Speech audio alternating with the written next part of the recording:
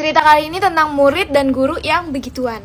Hai, kembali lagi diceritain cerita kalian setelah sekian lama. Akhirnya gue ceritain lagi nih ya guys. Ini dari username-nya love_in_love. Ceritanya si Sandra ini baru naik kelas 11 dan guru POJK-nya itu diganti. Jadi beda, waktu kelas 10 beda. Nih katanya guru beneran waktu dia kelas 10.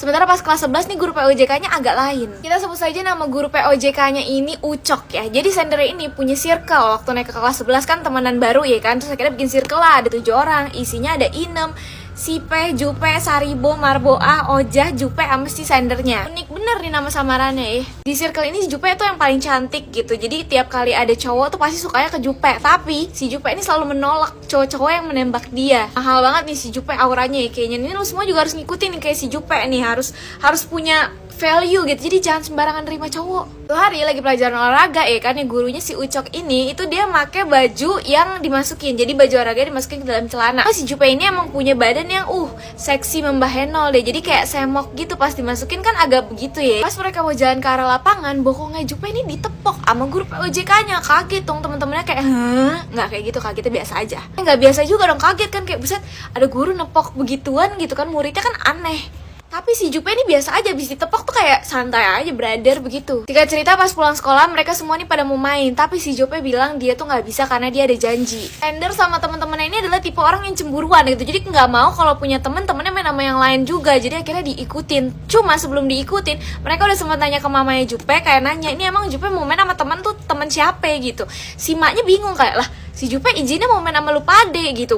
Bohong dong. Terus pas diikutin, ternyata si Jupe ini ke arah penginapan atau kontrakan yang sementara gitu. Masuklah ke dalam nih, pada ngikutin masuk terus ngintip. Dia emang jendelanya tuh gordengnya agak rusak gitu karena emang udah kayak kurang layak gitu tempatnya. Jadi pas ada celah untuk mereka ngintip, pas ngintip itu ternyata ada Ucok. Siapa tuh Ucok? Guru POJK mereka. Pada tau lah ya si Jupe sama Ucok nih ngapain di dalam ya kan. Terus setelah melakukan hal itu nih teman-temannya nih, si Sander sama teman-temannya ngevideoin dan dilaporin ke sekolah. Akhirnya dipanggil lah nih orang tua Jupe dan juga Jupenya sama kepala sekolah.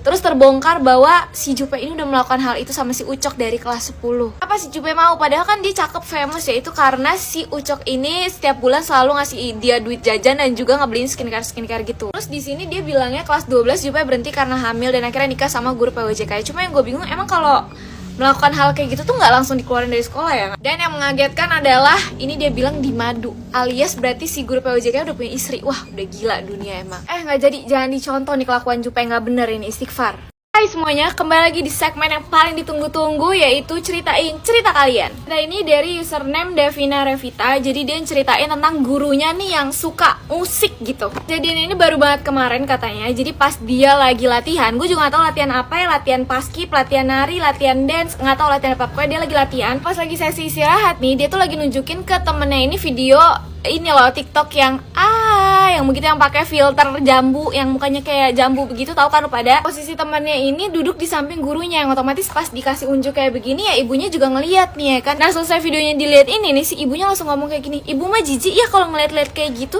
Yang nyuruh si ibu lihat ini siapa? Nggak ada. Bukan cuma itu aja, si ibunya ini juga pernah ngerusakin PC cardnya si Davina ini. Jadi dia pernah bawa, dia habis beli 5 PC card gitu.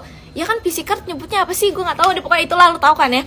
Terus pas nyampe sekolah, pas dipamerin ke temen-temennya, si ibu gurunya langsung masuk dan ngelipet dan ngerusakin aja tuh tanpa sebab. Lucunya adalah pas dia ngasih tahu gambar PC-nya yang dilipet ini, lo harus lihat siapa. Lah ini masih Nizar. Ternyata si Davina adalah salah satu dari jutaan bini-bininya Nizar. Coba di sini yang ada bininya Nizar juga nih ya, coba di komen kalau kalian punya PC-nya si gambarnya Nizar ini terus dirobek atau dilipet sama guru kalian, apa yang akan kalian lakuin?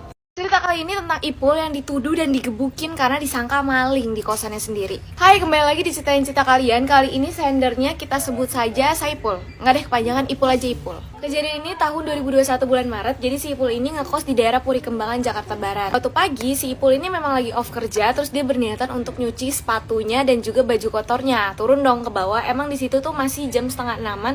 Jadi anak-anak kos lain tuh banyak yang belum bangun. Ipul mau ke arah parkiran karena mau ngambil baju kotor yang ada di jok motornya. Pas dia turun itu dia papasan sama orang. Siapa lah nih sama si Ipul? Bang, mau kemana bang? Nggak gitu dong, biasa aja, ngapain dia begitu? Jawab sama abangnya katanya mau ke kamar teman. Ya udah dong, karena si Ipul juga anak introvert, dia nggak terlalu hafal anak-anak kosannya dia ini siapa aja, jadi ya udah nggak peduli. Singkat cerita, akhirnya si Ipul nih udah selesai nyuci dan ternyata dia tuh kelupaan topinya yang masih ada di motor. Jadi akhirnya dia mau turun ke bawah, tapi pas ngelihat ke bawah ternyata ada mbak-mbak yang suka ngebersihin kosan dia tuh lagi ngepel. Otomatis dia nunggu pelannya itu kering dulu baru dia ke bawah. Dia nunggu itu di tangga dan ketemu si abang-abang yang tadi pertama pas pagi-pagi tadi ketemu itu. Tanyalah sama si Ipul, gimana bang? Udah ketemu temennya? Terus si abangnya jawab, iya udahan kok. Oh ya udah. Akhirnya si Ipul ke bawah ambil topi, terus dia ke atas lagi. Kelar nyuci sekitar jam 7-an, tiba-tiba si Ipul mendengar suara ribut-ribut, teriak-teriakan, wah ada maling, ada maling. Gitu. Semua anak-anak kosan ini digedor pintunya, ditanyain satu-satu barang kalian ada yang hilang atau enggak, karena ternyata ada beberapa yang kemalingan, yaitu hilang 6 handphone dan juga laptop 1. Ipul nih bingung, kok bisa ada maling padahal dia dari tadi pagi udah bangun dan dia udah beraktivitas seperti biasa. Tengah keributan ini si Ipul ngomong lah ke teman-temannya, kayak tadi pagi sebenarnya dia ngeliat ada abang-abang yang emang katanya mau nyari kamar temennya, cuma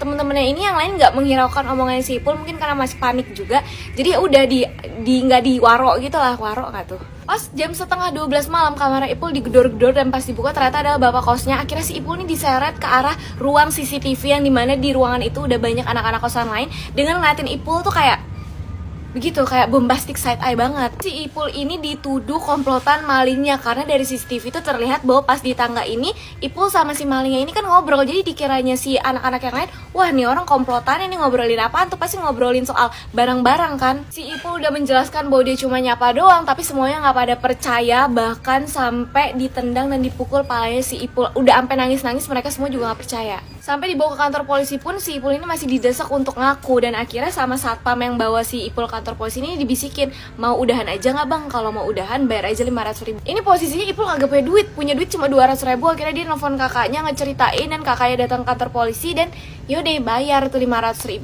Akhirnya udah dipulangi. Selang 1 harian dari kejadian itu si Ipul ditelepon lagi sama ibu kosnya, dan si ibu kosnya itu minta maaf bersama dengan teman-teman kosan dia yang lain yang pada minta maaf ke Ipul karena ternyata ibu kosnya ini dapat bocoran dari CCTV kosan sebelah yang emang malingnya tuh sama. Jadi akhirnya keungkap bahwa si Ipul ini bukan komplotannya. Walaupun sebenarnya masalah udah kelar ya, udah pada minta maaf juga ke Ipul, tapi Ipul udah terlanjur sakit hati juga, kayak mentalnya juga kena. Jadi akhirnya dia cabut dari kosan itu. Ini habis baca cerita si Ipul, gue jadi kagak mau deh nih nyapa-nyapa orang kagak gue kenal, takut dituduh maling gue ntar.